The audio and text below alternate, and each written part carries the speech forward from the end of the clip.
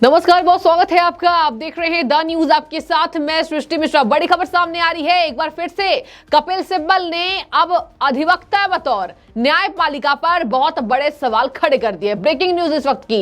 एक बार फिर से कपिल सिब्बल को दिक्कत हो रही है और अपने आप को इंसाफ के मसीहा बताते हुए नजर आए वरिष्ठ अधिवक्ता, देश के जाने माने वकील कपिल सिब्बल। अब देखिए, वहां पर इन्होंने फैसले को गलत बताया। किसके सिलसिले में? राहुल गांधी पर हुए मानहानि केस में। उनके साथ इंदौर में प्रेस क्लब में मौजूद थे विवेक तनखा, वो भी कांग्रेस के सांसद हैं। देखिए, दोनों ने मिलकर गजब की कहानी बनाई है। कहानी मैं इसलिए कह रही हूं क्योंकि आपको भी ज्ञात होगा कि आखिर कौन कौन से वो केस हैं, कौन कौन से वो मामले हैं जो कपिल सिब्बल द्वारा भारत के न्याय के लिए, ध्यान से सुनिए, शब्दों पर गौर कीजिए, भारत के न्याय के लिए, भारत की जनता के न्याय के लिए लड़े गए हैं। आपको भी पता है, कपिल सिब्बल ने हमेशा गलत का साथ दिया है। ये मैं नहीं कह रही हूं, जनता खुद मुझे बताए कि कपिल सिब्बल ने आखिर किन सही लोगों का अब तक साथ दिया है। और अपने देश के कहीं ना कहीं सर्वश्रेष्ठ अधिवक्ता के तौर पर इतने सीनियर हैं, कपिल सिब्बल का इतना सम्मान भी है, लेकिन अब उनसे क्या उम्मीद लगाई जाए? देखिए क्या कह रहे हैं, पूरे विस्तार से सुनिए। पहले तो बोल रहे हैं कि मैं दिल से कांग्रेसी हूं। राहुल गांधी को जो सजा हुई है उससे इतनी दिक्कत हो रही है कि इंसाफ के सिपाही ये अभियान चला रहे हैं। देखिए, इंसाफ के सिपाही मतलब कितनी नाइंसाफी देश में बढ़ गई होगी कि इंसाफ के सिपाही ये अभियान चला रहे कपिल सिब्बल। और ये चौंका देने वाली खबर है, इसलिए क्योंकि उन्होंने ये तक कह दिया कि मैं दिल से कांग्रेसी हूं। सबसे पहले तो तय कर लीजिए कि आप दिल से क्या हैं। शायद से गैर भाजपाई हैं, यही कारण है कि भाजपा के हर कामों से आपको दिक्कत होती है। और शायद से आप दिल से सभी पार्टियों के हैं, केंद्र सरकार को छोड़कर। ये तक कह दिया कि जिस दिन मैं मरूंगा उस दिन भी भाजपा में नहीं जाऊंगा। ये देखिए, ये सोच है कपिल सिब्बल की। आपको कौन कह रहा है भाजपा में जाने के लिए? लेकिन कहीं ना कहीं आप न्यायपालिका पर सवाल क्यों खड़े कर रहे हैं? आपका एक्सपीरियंस इतना है, आपको इतनी ज्यादा महत्वता दी जाती है देश में, और आपने ये बातें कह दी। बड़े हैरान की बात है, हैरान कर देने वाली बात है। और देखिए, जनता उनको लगातार खरी खोटी सुना रही है। इसलिए सुना रही है क्योंकि जनता को कपिल सिब्बल से उम्मीदें बढ़ी रहती है, लेकिन हर बार कपिल सिब्बल उनकी उम्मीदों पर पानी फेरते हैं। पूरे विस्तार से सुनिए कि आखिर कौन कौन से वो शब्द उन्होंने कहे हैं। देखिए, सबसे पहले तो वो कह रहे हैं न्यायपालिका का जो आया है फैसला वो गलत है, उसका कोई औचित्य नहीं है। वहां पर कर्नाटक में राहुल गांधी ने भाषण दिया और केस सूरत में हुआ है। अब सुनिए जरा, यहां पर कपिल सिब्बल की मानसिकता आपको नजर आएगी। कह रहे हैं जो तीनों मोदी के बारे में बोला उन तीनों ने तो केस नहीं किया। मतलब आप क्या चाह रहे हैं कि जिस पर बोला गया है, जिसको टारगेट किया गया है, वो केस करते तो ही ठीक होता। आपने मोदी सरनेम को उपहास उड़ाया है। पहले कपिल सिब्बल को ऐसा लग रहा है, जनता ये कह रही है दर्शकों, कि कहीं ना कहीं पहले सुनने की जरूरत है वो भाषण जो राहुल गांधी ने कर्नाटक में 2019 में दिए थे। राहुल गांधी ने कहा था सभी मोदी चोर क्यों होते हैं। यहां पर एक तो सभी मोदी कहा, फिर उन्होंने अलग बात है नाम लिया, नरेंद्र मोदी, नीरव मोदी का, ललित मोदी का नाम लिया। लेकिन यहां पर कपिल सिब्बल ने क्या कहा, ध्यान से सुनिए। उन्होंने तीनों के बारे में जो कहा, उन तीनों ने तो केस नहीं किया भैया, यहां पर सूरत में केस हो गया है।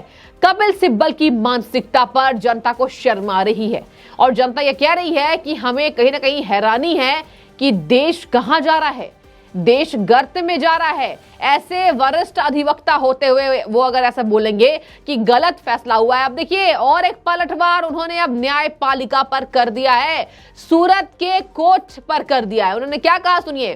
कह रहे हैं देखिए, सूरत कोर्ट को तो पता होगा कि इसमें जो है 2 साल से अधिक की अगर सजा मिलती है तो जेल होगी।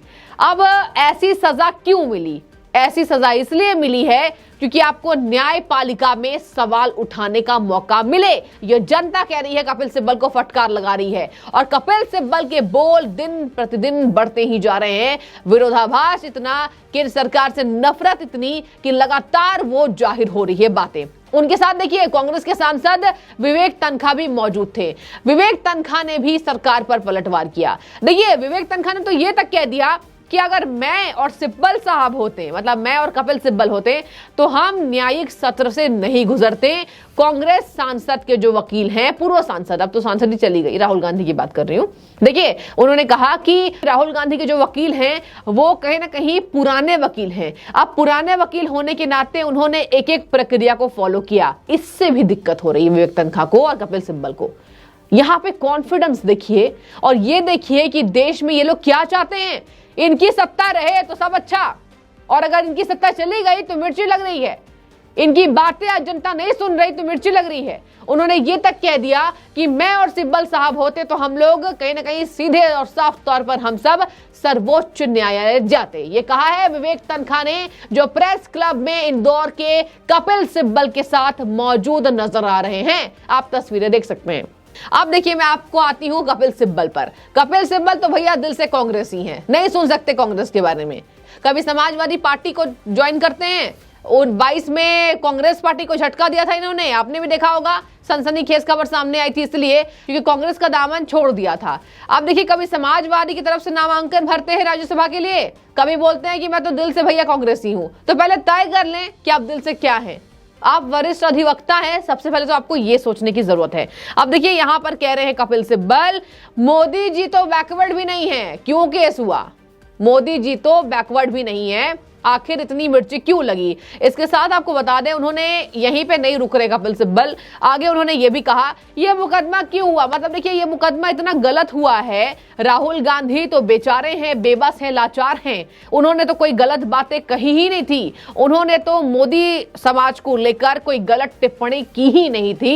यही कारण है कि आज कपिल सिब्बल इतने ज्यादा बौखलाए हुए हैं, इंसाफ के मसीहा अभियान की शुरुआत कर चुके हैं। फिर देखिए ये कह रहे हैं जहां जहां भाजपा है वहां ईडी सीबीआई नहीं जाती है।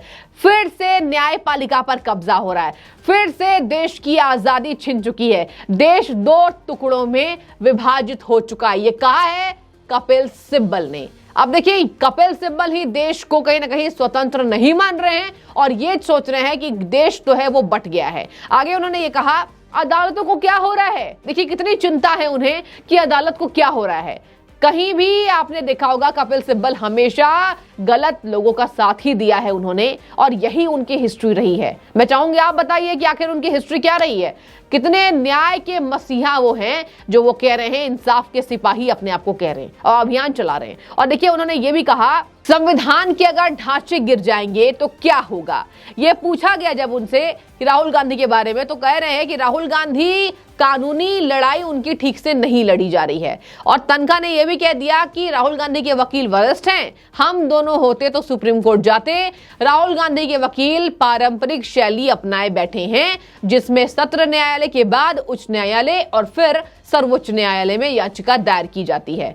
अब कपिल सिब्बल बौखलाएं, गैर भाजपा सरकारों पर ही कार्रवाई हो रही है, मर्यादा की सीमा होती है। देश 2 हिस्सों में बटा है, जहां भाजपा सरकार है वहां ईडी सीबीआई एक्टिव नहीं है, दरवाजे बंद हैं, और अन्य सरकारों पर ईडी की कार्रवाई हो रही है। अब तो पूर्व राज्यपाल को भी नोटिस दिया जा चुका है। राज्यपाल कौन? इतनी दिक्कत इस किससे हो रही है? सतपाल मलिक से। देखा होगा आपने वो मुद्दा जो है वो अभी गरमाया हुआ है।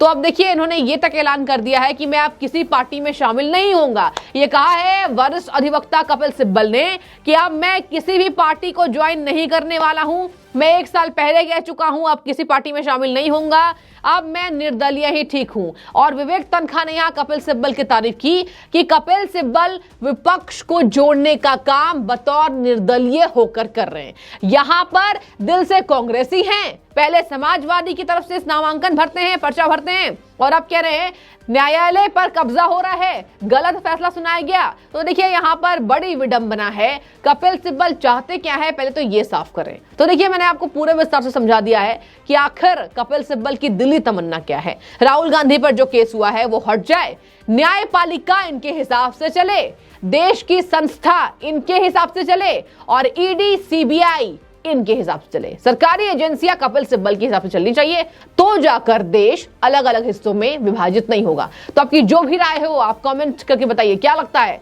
यहां पर कैसी राजनीति को दर्शाती है उनका ये बयान। जो भी राय हो आप कमेंट में बताइए। बहुत शुक्रिया आपका द न्यूज़ से जुड़ने के लिए।